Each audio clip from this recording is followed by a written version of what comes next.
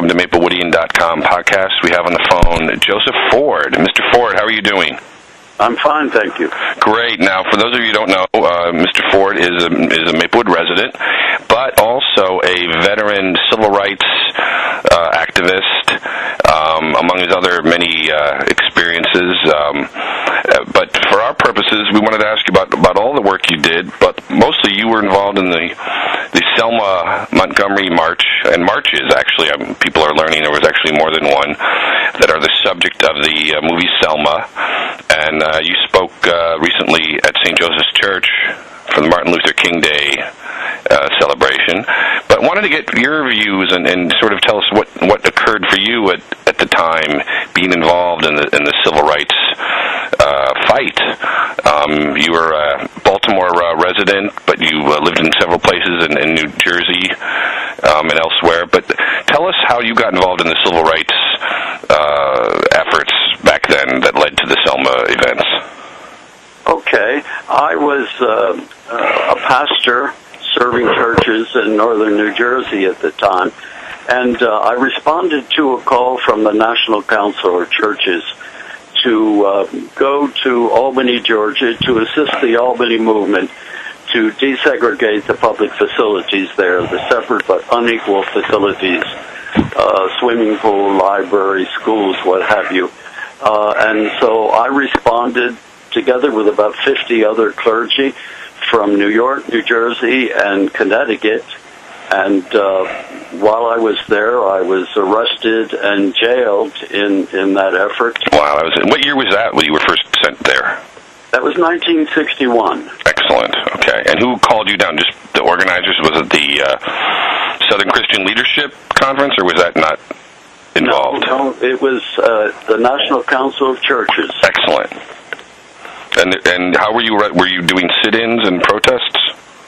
Well, we were arrested because we exceeded the time limit for the parade.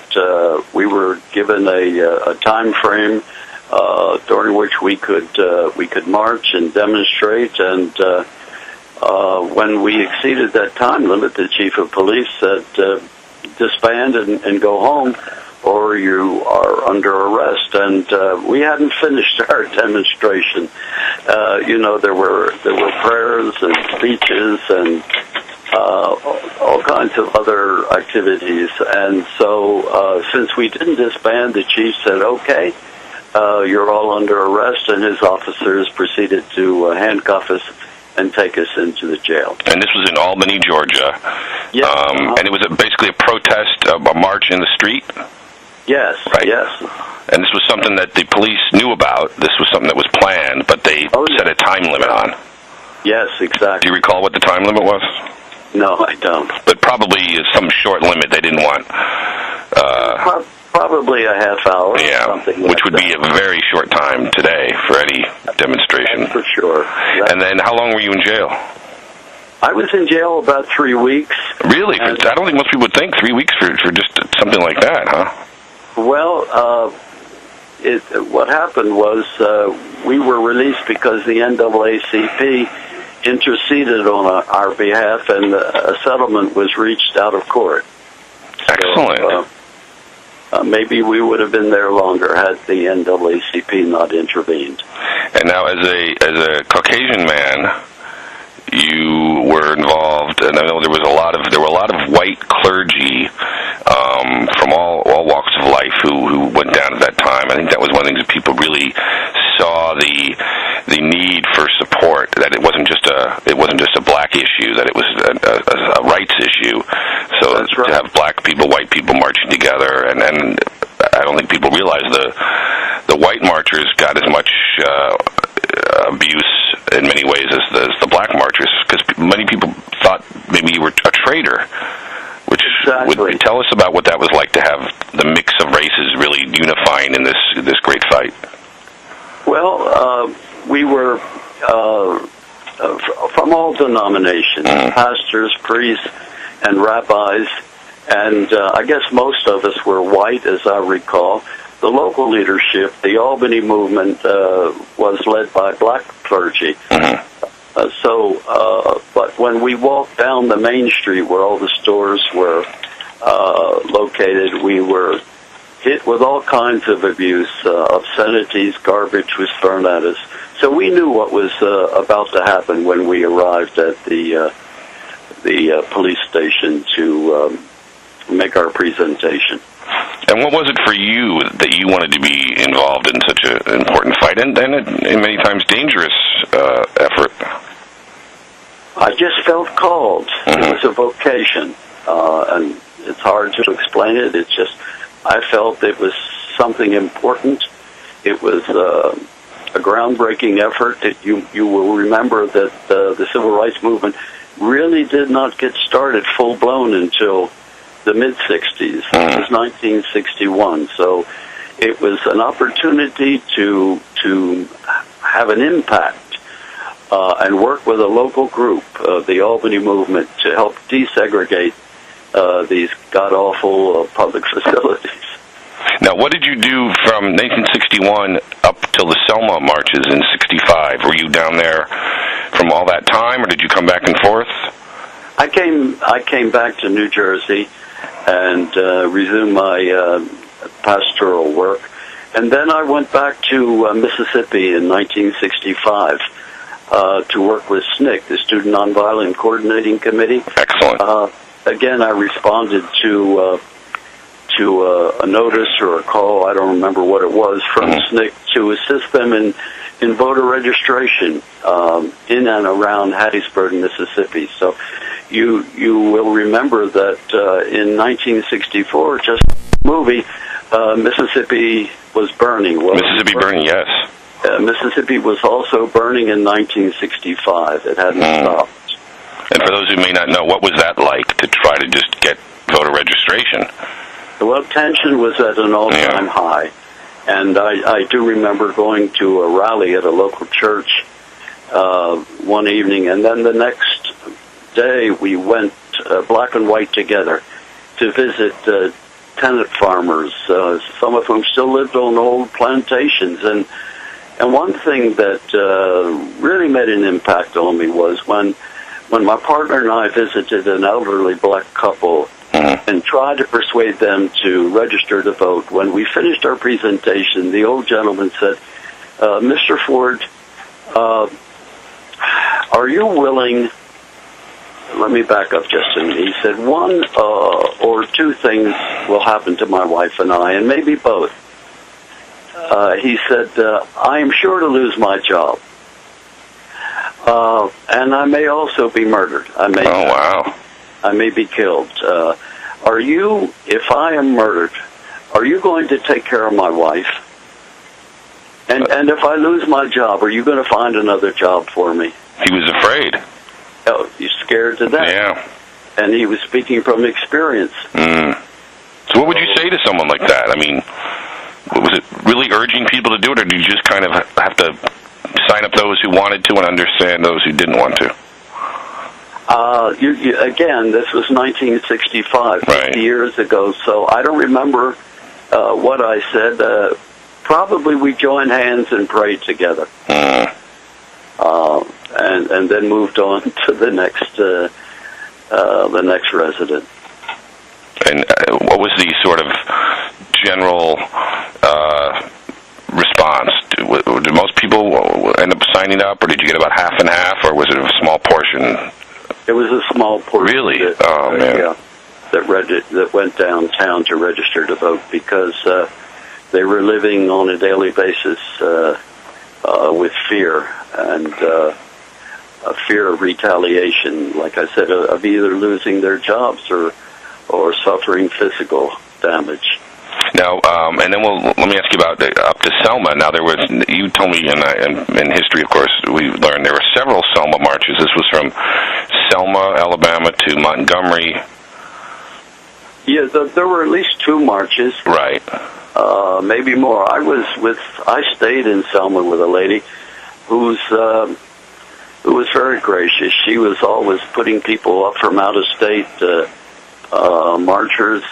And as a matter of fact, I came across a letter that she wrote me in response to a letter that I wrote her back in 1965. And but my the first group of marchers that went over, and I was among them, was turned back by Alabama state troopers on horseback.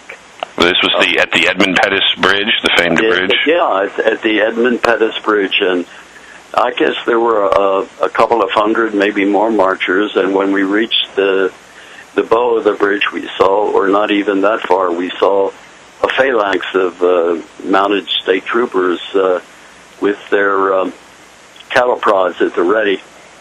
And our leadership was unsuccessful in brokering free access to Montgomery. So, and at one point, the horsemen just galloped on us and spread us far and wide. So, I missed the actual march to Montgomery that came later on. But were you there when there was the Bloody Sunday?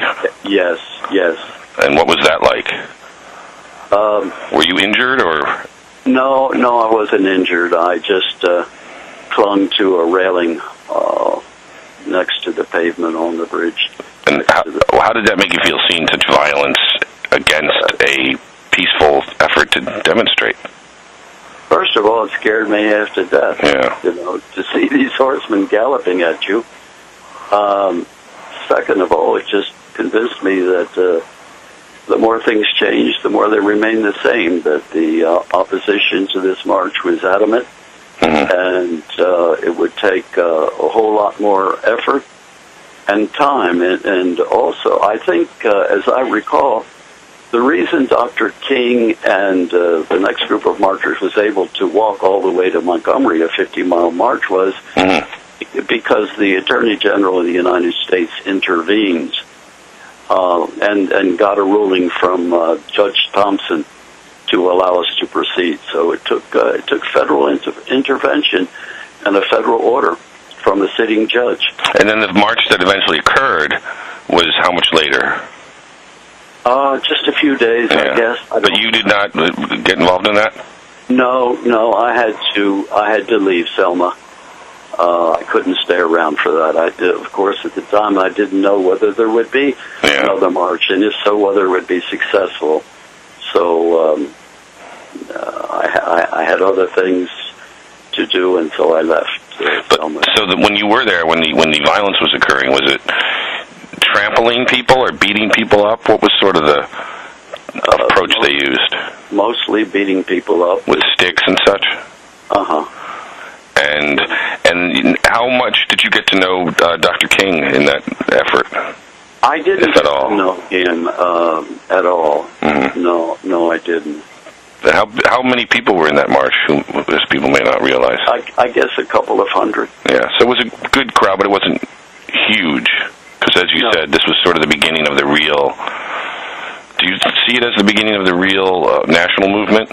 Yes, and thereafter, the voting rights legislation, the voting rights law was passed. Right. In 1965, and that was because, for the most part, because of that march. Right. From Selma to Montgomery, and because of the TV coverage of Bloody Sunday. Yes. And the injury to the marchers, the public attention was focused on the situation. And LBJ, Lyndon Johnson, pushed for the Voting Rights Act, and it was subsequently passed. And then, of course, this was after the Civil Rights Act had been passed the previous year. So that did a lot of the work, but the voting rights was an effort that this was really involving efforts to get voters and the right to vote beyond just the Civil Rights Act. Exactly. I think the Civil Rights Act was passed in 1964, if my memory serves me, and the Voting Rights Act in 1965. And did you recall that efforts to register voters got easier after the Selma events, or did it still take, and the Voting Rights Act, or did it still take a lot of work? It took a lot of work, and I was only in Hattiesburg, Mississippi for a month or so. I'm sure other volunteers came to Mississippi to work with SNCC to do what I did. My effort was a very small a part in the overall effort, and really, Joe, it has nothing to do. It's not about me. That's the way I want to play. It's not. Oh, absolutely. I don't think anyone would say that at all. It's not about any of the participants in the civil rights movement. It's not even about Dr. King, and I said this at St. Joseph's Church, whose life and work we honor and celebrate. It's about the struggle for justice, about the struggle for the marginalized, the victimized, the oppressed. Not only during the 60s and that time, but also during our time and all of the other years that will follow. Excellent. Of course, we're talking to Joseph Ford, the Reverend Joseph Ford, civil rights veteran, volunteer, and marcher, and the work you've done is to be commended, of course. Have you seen the Selma movie? No, I did not, Joe. Are you interested in seeing it, or do you not need to relive that? I am interested, and somewhere along the line I'll see it. And by the way, I'm no longer in the ministry. I left the pastorate some years ago, so I'm now a layperson. Oh, but are you still once a reverend, always a reverend, no? Or not? Yeah, well, that's true. Once ordained, always ordained. There you go. And what is your thought, today's voting efforts? You know, in recent years, there have been, voter ID laws are pushed forward in certain places, and there's long lines to vote still in some elections. Do you think the equality of voting has been achieved, or is it still a struggle, and is that a surprise? I think the struggle is upon us. There's a whole lot more work to be done, and the U.S. House of Representatives Congress that passed that law gutting a key part of the voting right. That got a lot of attention last year. 65, exactly, was deliberate. It was calculated to reduce minority vote, and all of the laws that have been passed by state legislatures just underline that point. The effort is to make it more difficult, not easier, which is what we should be doing. We should be making it easier for people to vote. But these efforts to restrict voting have impacted minorities, seniors, young people, and it's all calculated to reduce the input, of those groups. Excellent. And but you must have been pleased and seen some accomplishment when Barack Obama was elected. What did you think of that? And are you a fan of his? Yes, and I was hopeful, just like a lot of supporters and people who voted for him. But he has been hamstrung by the Republican majority in the House of Representatives. At every turn in the road, they have blocked any and all efforts he has made to involve middle-class people in upward mobility, whether it's jobs or housing or education. And so I anticipate a long and difficult struggle ahead. And not until I won't even call them conservatives, the Tea Party representatives. As far as I'm concerned, they're reactionaries. They're trying to turn the clock back. I respect a true conservative. I believe in conserving nature, in all kinds of other conservation movements, but they are not true conservatives. They're reactionaries. Understandable. Well, I appreciate your time, sir. Again, we've been talking to Joseph Ford, a veteran of the Selma marches, and I hope you'll get to see the movie, and everyone out there, and maybe we can talk to you afterward what your thoughts are on it. But the fact that it's given good attention to this historic time and a reminder to people what the struggle has been and remains, and I appreciate your time giving us some insight and your memories of that emotional and important time. You're quite welcome. Thank you, sir. Be well. Okay, you too.